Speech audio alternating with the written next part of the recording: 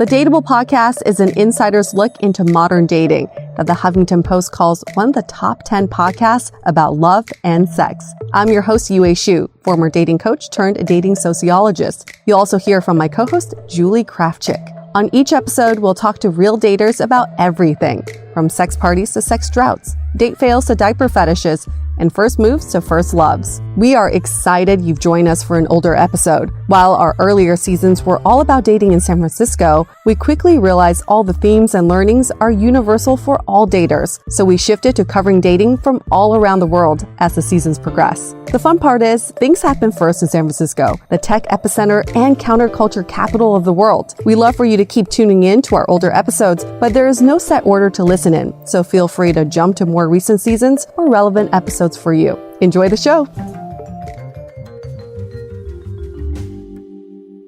This episode is made possible by Badlands Pets. As you all know, Mojo, my precious baby, is the reason why I found love in the first place. He made me feel love again. So I would do anything to ensure his health and longevity. And actress Katherine Heigl and I have that in common. She's helped save over 16,000 dogs through her foundation. And after doing a ton of research, she feels there's one place we can look to improve any dog's health, and that's their food. So fortunately, she found that just by adding a few special superfoods to her dog's food, she saw huge transformations in their health. So she's made a 20-minute video explaining step by step how anyone can do the same thing to see incredible changes in their dog's health. I've definitely re-looked at what I'm feeding Mojo and making sure that, hey, he only has one life to live, and I want to make sure it's the best damn life. So if you want to keep your dog healthy and happy, go to badlandsfood.com/dateable and watch Catherine's video right now.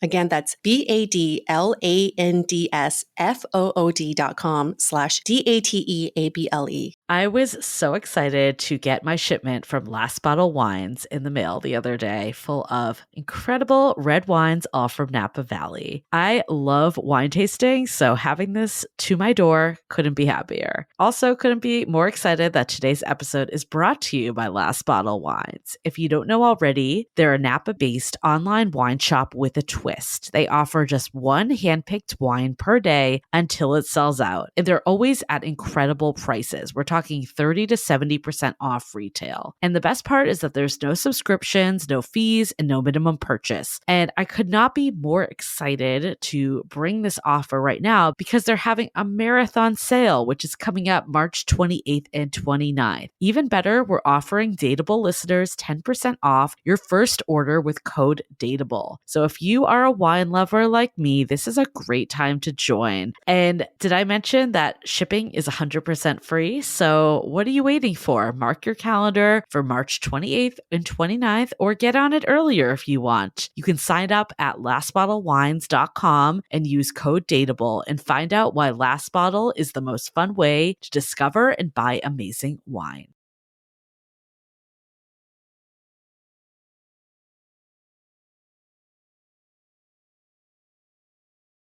This episode of Dateable is brought to you by 500 Brunches. Meet like-minded people who share your interests over brunch. Hey everyone, welcome to another episode of Dateable, a show that opens up a candid conversation about dating in San Francisco. And dating in San Francisco is never easy, but when you have someone like Michael Vargas navigating it for you, it's just so much simpler, isn't it? And the even gooder news is that what makes it so fun and playful is with the wonderful woman UA to lead you across the way. Did you just say gooder? Gooder. More gooder. Okay, all right. On each episode, we dissect a dating story, and today, I believe, we have our friend Robert. Robert, are you there? Yes, hello. Robert, you were recommended to us by several people. What is your dating story for us today? Yeah, I think I'll start with the most juicy one, as I probably should. So it all started with the lovely app called Tinder, we may have heard of. Never heard of it. And Tinder, from what I very quickly found out, is a hookup app. And I went into it with pure intentions. but got bored pretty quickly. So what that led to was then getting a bit intoxicated one night and trying a social experiment. And that social experiment was basically copying and pasting the same text into a lot of matches, conversations, because as you know, once you match, you can then converse with people. So I decided, why don't I just see what happens when I send, these 20 girls that I wouldn't normally engage with, um, a message that says, hey, you want to hang out tonight? 20 girls? That's a Yeah, good number. That's statistically significant. yeah. So I had matched with all these girls. I just got bored. I deleted the app and I got drunk one night. I decided to re-download it. And, I had all these matches waiting there for me. So I figured, what the heck? Social experiment. Let's just see how many of these chicks actually say yes to want to hang out tonight. See if Tinder lives up to its expectations, its notoriety. So sure enough, I got some responses, some good, some bad. And among those that were good, one girl actually seemed like a potential suitor. And, she came from a good background that was good for me. She apparently was a successful, startup executive and seemed attractive. So I decided, this girl said yes to this, blatant invitation of mine. So, may as well go out on a date, see what happens. And so we meet up in San Francisco at a bar, and she walks up to me so confidently, and she says, "So, did you order that whiskey like I wanted?" And we had been texting a little bit back and forth after my blatant invitation, and she liked whiskey, and so I said, "Oh, I haven't. What would you like?" And she told me, this Glenfiddich 23-year, I don't know, something. I'm not into whiskey, but it was expensive. And so point being is, she was pretty confident. And, usually on first dates, there's kind of this air, a little bit of politeness and awkwardness and social precepts I think most people follow. She didn't follow any of that. So we're having a couple drinks, sharing a couple laughs, and, I've gone on over 100 dates, and I find myself pretty comfortable on a first date, but this girl was just on a whole new level of comfort, and to the extent of seeming quite type A and pretty cocky, and telling me about her house that she owned in Vegas, and how she's a director of customer service at this startup that's just amazing, and just totally tooting her own horn. And I'm like, okay, whatever, that's cool. You seem smart and interesting and good looking, so fine. So the moment that caught me off guard and where this story starts to get interesting is when she suddenly says, "Hey, Robert, you seem a little nicer than I thought you'd be." Wow. Is that a compliment? Really caught me off guard. And so I said, "Well, what do you mean by that?" She said, "Well, when you first messaged me on Tinder, you just basically asked me out. You just said, 'Hey, you want to hang out?' And so I took it to be that you were kind of a dick. And you seemed really nice, like you're a nice guy in our conversation now that we met up." And I said, "Okay, well, that's cool. I mean, I'm still not really sure what you mean." She said, "Well, we're going to hook up tonight, right?" Wow. Just letting you know. Just letting you know. And I said, "Okay."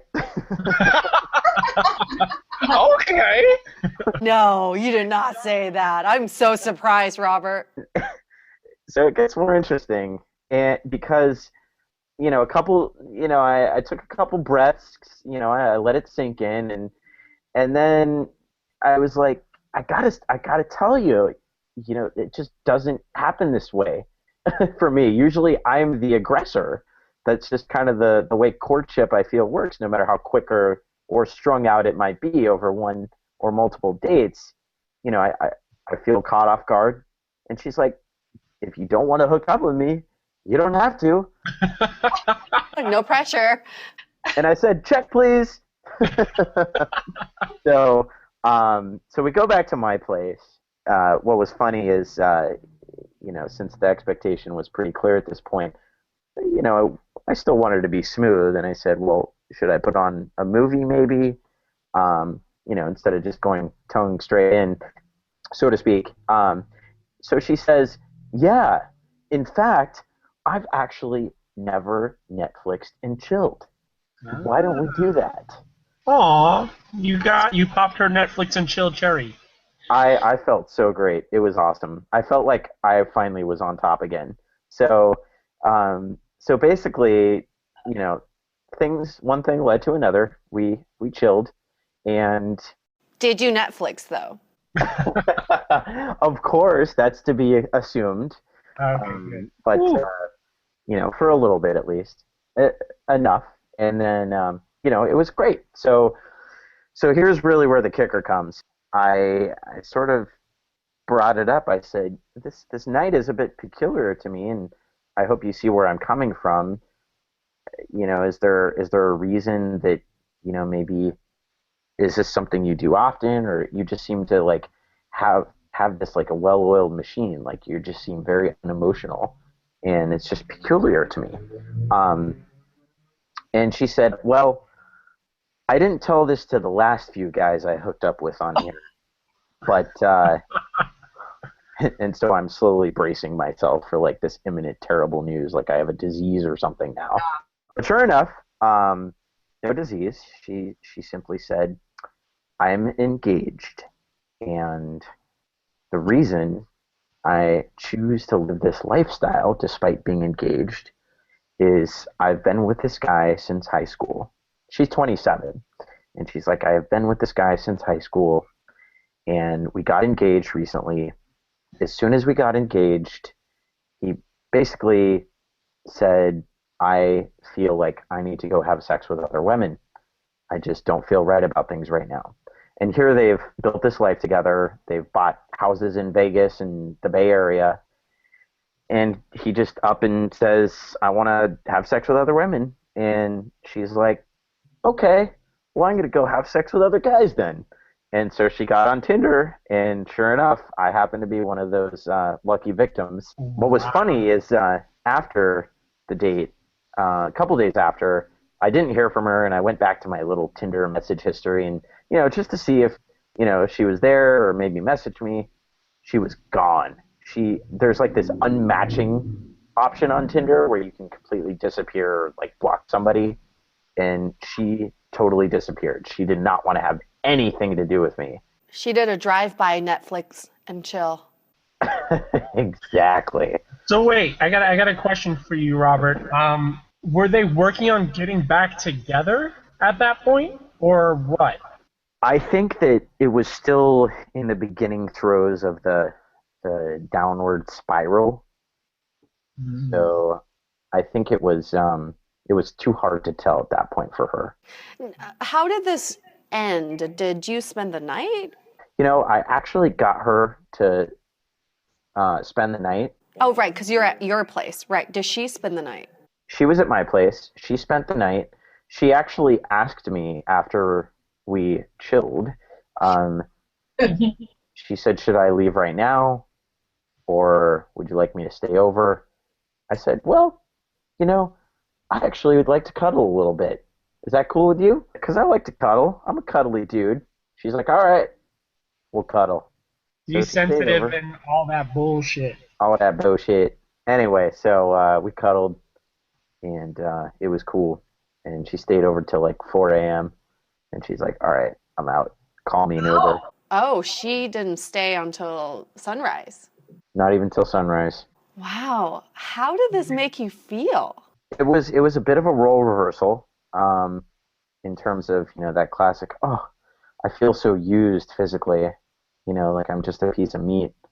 I actually did feel this kind of vacuum of like you've probably seen movies or kind of heard that classic story of the girl who's just like takes the role of the man, and the man just wants to chase after her because of it, because she's like this unique unicorn that just is, a man's woman that just like wants to hook up, and there's kind of this vacuum because like she's just like this sexual being, and the man thinks it's like this mystical, amazing thing. Mm-hmm. But I kind of felt that a little bit, but then I was like, okay, she's engaged. She clearly doesn't want to see me again.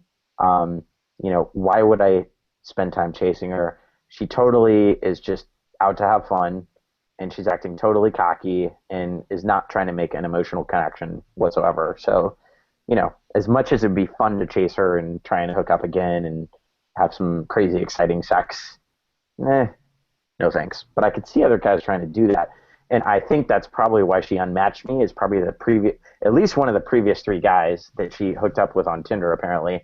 I'm sure at least one of them was like, oh my gosh, you're so mysterious. You like have sex with me and then you leave. And oh my God, I want more of this feeling. So when this happened in the early stages, we've actually talked about this idea on the show before of women kind of taking control and being the initiator and all this stuff. And she wasn't the first initiator, but she kind of initiated the whole night.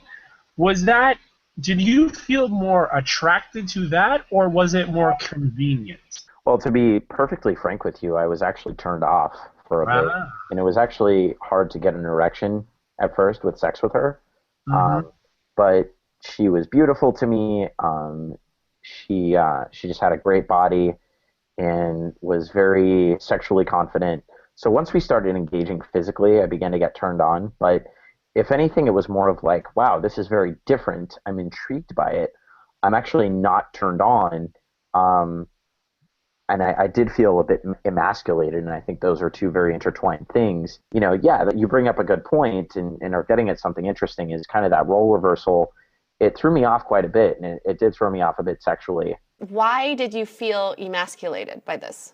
Well, I think the number one reason was I'm used to this certain sort of courtship sequence, right? So like there's talking, and there's like getting to know somebody, and then there's like going in for a kiss or kind of starting to touch somebody. And I feel like, for the other 99% of my dating interactions or romantic interactions, like I'm the one that's doing that. Like I'm being confident, whereas the woman is kind of batting her eyes away or kind of like being the one receiving, at least at first, especially on the first date.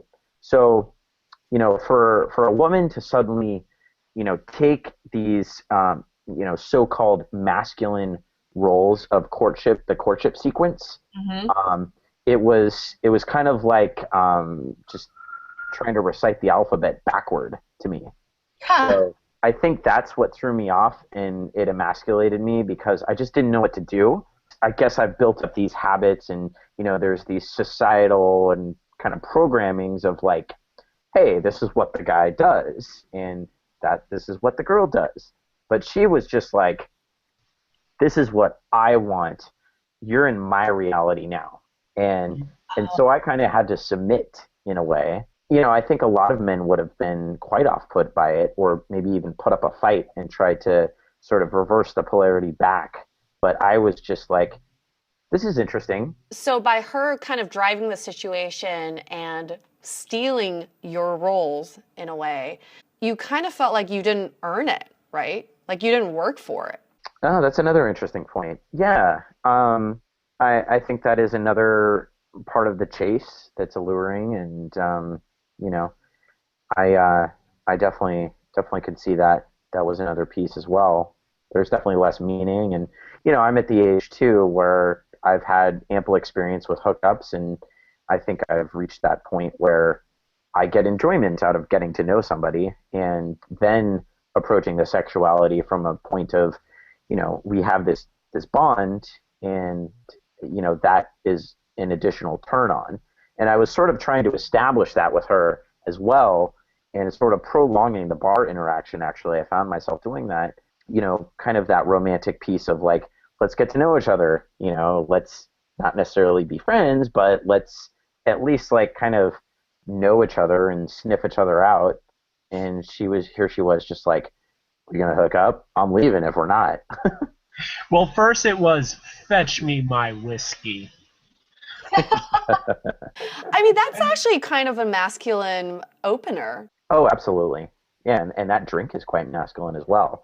So, she could just be that way, or it could just be a behavior she's developed as a result of the the situation with her fiance. One of the things you were talking about that I wanted to kind of dive a little bit more into was, you said at the beginning it doesn't feel a part of the system for her to lead. And so it kind of almost hinted at, is there a point where you want her to lead a little bit more, or for that shift to happen? Like later down the road in a relationship? Yeah, I think that at first, I really do think that in heterosexual and homosexual relationships that the polarity must be different. There's this book you guys might have heard of called The Way of the Superior Man by David Data. Yep, absolutely. He talks about sexual polarity, and if somebody picks masculine, feminine, yeah, the yin and the yang, it's a timeless kind of factor. And I think, I've met straight men who are powerful executives, but when they come home, they want to be, led at home. They want to just totally shut off, and they want to be submissive, right? And the woman might even be just a stay-at-home woman, but she kind of dominates at home. She just dominates, and he wants to shut off. But the bottom line is they both have different polarities. So that might switch at different parts in the relationship too.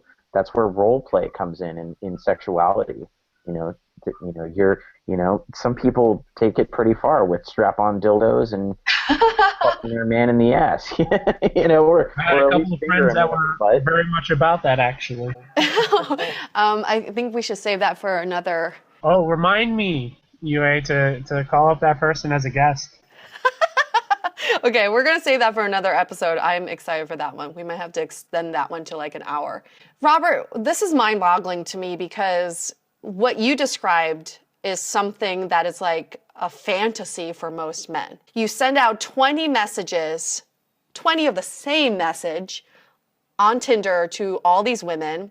You get someone to bite. They come home with you. There's no hoopla. They're like, I just want to hook up. And then they leave before the sun rises. And then they unmatch you so you never have to talk to them again. I mean, on paper, you just described the perfect scenario for most Tinder users. So it's mind-boggling to me that this is leaving you with a little bit of emptiness. I think there's a couple factors at play here, in terms of my feelings. So I've gone on hundreds of dates. I've been told no thousands of times on the street, at clubs, at bars, through friends, through online dating. I'm also in sales, and there's this funny thing that I always tell people, whether I'm managing them or if it's managing myself. And to get a yes, you've got to stand on a mountain of no's. And I pride myself. I think I do pretty well with women. I feel pretty confident. I've worked pretty hard on myself to know what I want. And I think this is just a numbers game. It's just, I sent out some messages, I got on Tinder, and this just happened to be, one of those times statistically. Now, actually, I do have an interesting statistic that came about when I did another social experiment. So this one won't, I don't know how much time we have, but this will just take a second to talk about. So I matched with 40 women. I messaged 20 of those with the social test number 1, which was, hey, want to hang out? So, we already talked about those stats. Now, the second social experiment I did on the next set of 20 that I matched with was, hey, are you opposed to hooking up? Winky face. So I got even more blatant.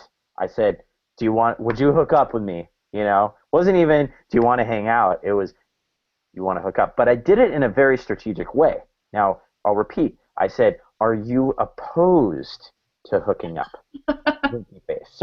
So they didn't have to get pigeonholed in a corner and say, yes or no. It was more of like a double negative, like, oh, well, not opposed to it. So here's what happened. Here are the results. I'm just going to say it. So you guys probably have a number in your head of how many girls actually said yes. Wait, let me write it down first. I'm going to write it down. Just to see. I wrote it down. I'm showing it to our producer, Julie. Perfect. All right, so out of those 20, 10 said yes. Damn, that's double my guess. 10. 50% of women. You know what's interesting? We had another episode from a woman's perspective about a guy that sexted her, like, or pretty much said similar types of messaging, and we all questioned, like, this has to work on someone for guys to think this is okay, and I guess we found those someone.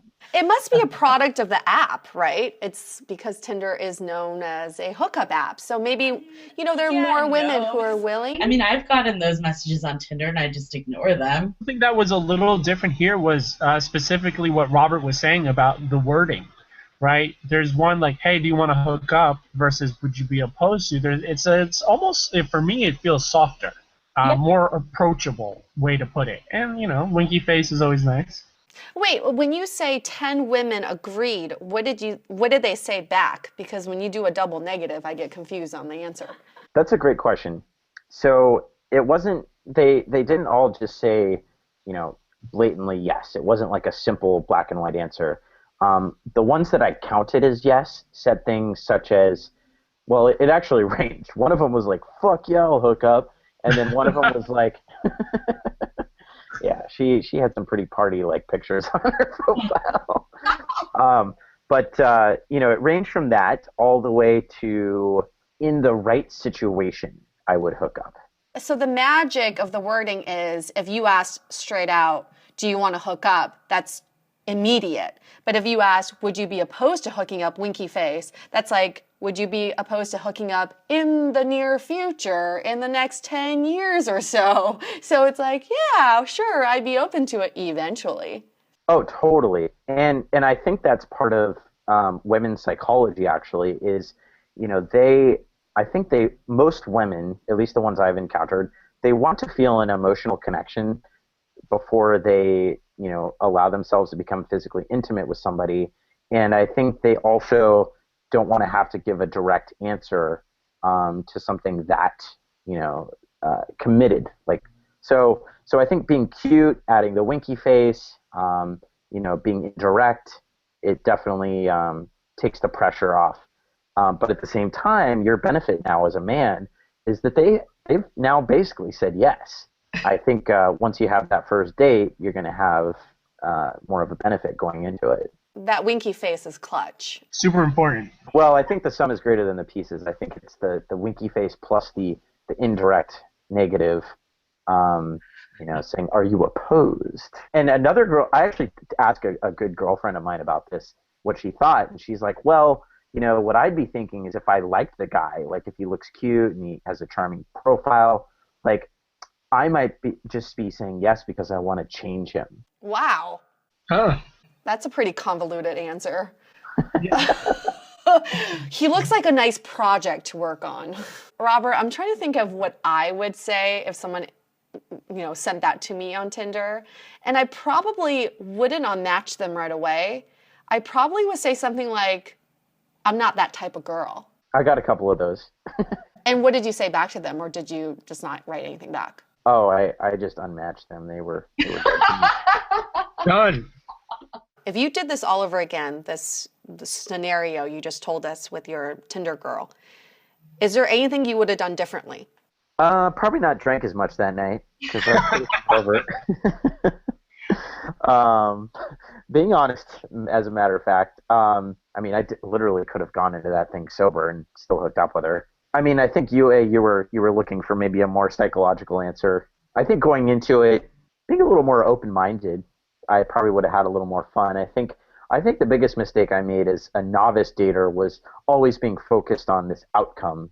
And I found that the more I'm focused on the moment and just kind of taking it all in and going from that place, as cliche as that sounds, I think it makes for a better date and a better dating life. So, I think I was focused with this situation. I was focused on this outcome that was actually not hooking up. And then suddenly she's like forcing this different outcome that she wanted, which is very unexpected. And so I was like grappling with that, and I think as my brain was grappling with that, my dick was, trying to say, wait, what's going on here? Hold up! I'm not Hold ready up. for this. Is that how your dick sounds? Is that like an old man? Sounds Your dick sounds really exactly like attractive. that. You must have been practicing in one of your improv sessions. I think now we should. I think now is a great time to do some takeaways. Yue, do you have any takeaways? I would say some of my takeaways are, I love, Robert, what you said about being open-minded, because especially with Tinder, you never know what you're going to get yourself into. So I guess being open-minded and being like, I'm just going to go with the flow, and my intentions are to have a good time and get to know someone different. My second takeaway is, I think again, it's setting your intentions, and when you're using certain apps like Tinder, and when you message back and forth, be very clear about what your intentions are. So again, we've talked about this before. I actually appreciate the DTF text because it's like very intentional. Okay, I'm very clear on what you want. Some of the takeaways I have kind of want to build off of what you said, Yue, about, and also what you said, Robert, about being in the moment. And kind of bringing up my improv background, one of the things that we focus on, improv is a very relationship-oriented experience because there's literally nothing else there but the other person. So you have to be very connected and very present and in the moment with the person. And when you start going more about the process rather than the goal, you get to create something that you two have. And I think that's a great methodology or mindset to go for dating. When you're going to go date someone, don't worry about getting into their pants. Be there in the moment with them. Create that moment. You'll never have that again. And to focus on that, to just be really present and create it together. I think that's a great takeaway. And also another takeaway is people try different stuff. One of the things Robert did was he's like, I'm just going to try this and see what happens. And he not only did he get a great story from it, but he also got a great experience and a better understanding of things and of who he is and what's important to him. So I want all you listeners out there is to try some different things. Be open to trying something that you've never done before and do something different and see what happens. You know what, Michael? You just inspired me to do something. Robert, you inspired me to do something as well. I'm going to message 20 guys tonight. I'm going to use that same line on Tinder, and I will report back in our next episode. What's the line again? Would you be opposed to hooking up winky face? You got it. Okay, I'm going to do it. I have a prediction of the amount of please, God, Jesus, yes, you're going to get. Wait, but I got to know about my sample, because did you message all the women that you wanted to match with, or did you just swipe right for everyone and message all of them? Oh, yeah, it was a shotgun approach. I wasn't even looking. I was just like, just to see what happens. One important clarification, UA, is make sure you say, are you opposed to hooking up? Not would you, because would you's a little too strong, I think. So be a little more coy. I predict 100% of the people will say yes. Julie's predicting 100%. I predict 100%. I think there's going to be one grad student guy with thick hipster glasses who's going to be like, no. I feel like I'm not going to get any no's, but I may get a few unmatches. Yeah. Sorry, listeners, you're gonna be a little late by the time you hear this. I can imagine like some guys are already like searching for you on Tinder. Sorry, guys, it's already too late. This is so exciting. Oh, this is so exciting.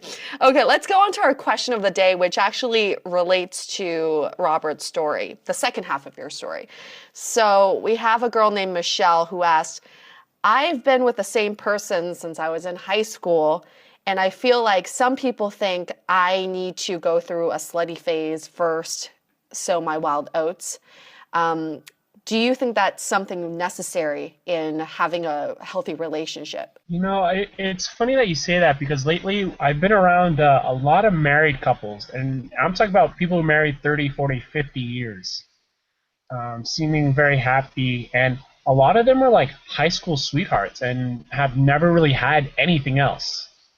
I don't think that would work for me by any means, but it keeps seeming like that's like a constant story. Is they're high school sweethearts and there hasn't been anyone else, or barely anyone else, and they seem pretty happy overall. Yeah, I feel like back in the day, before dating apps, there weren't that many options presented to you. So you just kind of stick with one person. You're like, that's pretty good. And by the time the apps came out and all the options were presented, you're both like old and ugly that you're like, well, I can't get anybody else. But I think in this day and age, we're presented with so many options that those curiosities do come up. And if they don't come up early in a relationship, they will come up eventually. And probably when you're married with kids. So I personally believe people should date around before they settle with someone. Now, date around or sex around? Can you date around without sexing around? Is that possible these days? I would think so. People would like to just go and meet people, but I'm guessing you mean sex around. Yeah, I would say you should sleep with lots of people. 110% agree. Sleep, sex, date, do it all. Experiment. Get to know yourself. Get to know what you like. It's going to just add value and richness to the when you finally want to settle down for a relationship, and you're going to know the meaning from a first-hand perspective of the enjoyment of going deeper with somebody, and you can't really do that until you experience the emptiness of just hooking up or just going on dates and not having a future to it. And gosh, for years, I'm in my 30s now, and I'm only starting to see that enjoyment. And I'm a pretty social guy, and I love women, but I think I'm just finally starting to scratch that surface of okay, I deeply get the meaning of actually striking up a meaningful relationship with somebody, a significant other, and pursuing that. So you just can't do that until you get out there. Just let it up a little bit. Let me just throw out one more little piece of evidence for my side of the old way. So there's been studies done about arranged marriages in other countries. And for the arranged marriages, they often don't know the person at all. The family brings them together. Matchmakers kind of bring them together, or family members bring them together. And one of the things that has been consistent is that it's not that they marry each other and then fall in love. It's that they fall in love and marry each other. What they do is they marry each other and then learn to love each other. And it's been shown that they have happier marriages in general in those situations. I'm not saying that that's necessarily the answer, but there's something to be said about that, I think. Absolutely. I do believe people in arranged marriages make an effort to stay together and learn to love each other. I do believe in that. The only reason why that wouldn't work in our society is because it's not part of our system. We're just not conditioned to think that way and to work that way. We live in a society where we want to believe we chose our partner. That was our choice. We chased after them. We worked for that. So if someone else is dictating that choice for us, we're not going to love that person as much. So you're saying that we need to start a movement of nothing but arranged marriages. That sounds awful. All right, let's wrap this up. Don't forget, listeners at home, you can submit your stories. And remember, we can always keep you anonymous. We want to protect your identity and the people involved in your story. Last but not least, we want to thank Robert for being on the show. Thank you, Robert. My pleasure, guys. I had a lot of fun. Michael, what's our last line? Stay dateable. Stay dateable. The Dateable podcast is recorded in San Francisco. We would like to thank our sponsor, 500 Brunches, for making this happen. To connect with us, visit dateablepodcast.com.